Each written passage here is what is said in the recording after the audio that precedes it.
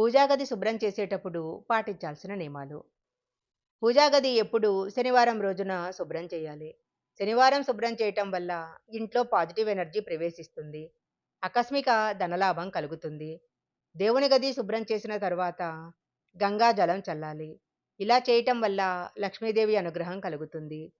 దేవుడి పూజ చేసిన తర్వాత తప్పకుండా దీపం వెలిగించాలి.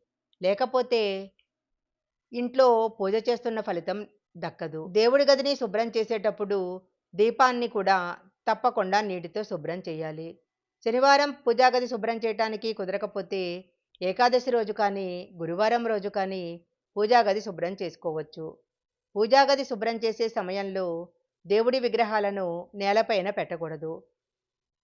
శుభ్రమైన ప్రదేశంలో తెల్లని గుడ్డ మీద దేవుని పటాలు పెట్టాలి. పూజ చేసిన తర్వాత ఖచ్చితంగా పూజాగది తలుపులు మూసేయాలి.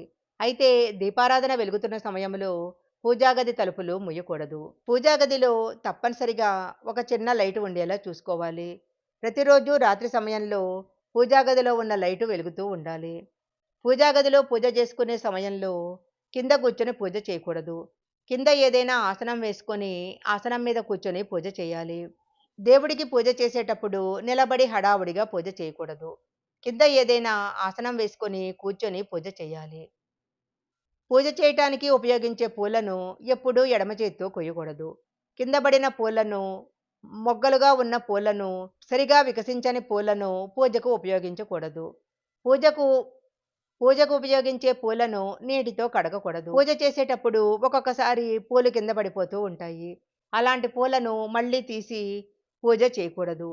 పూజా గది శుభ్రం చేసేటప్పుడు ఈ నియమాలను తప్పకుండా పాటించాలి.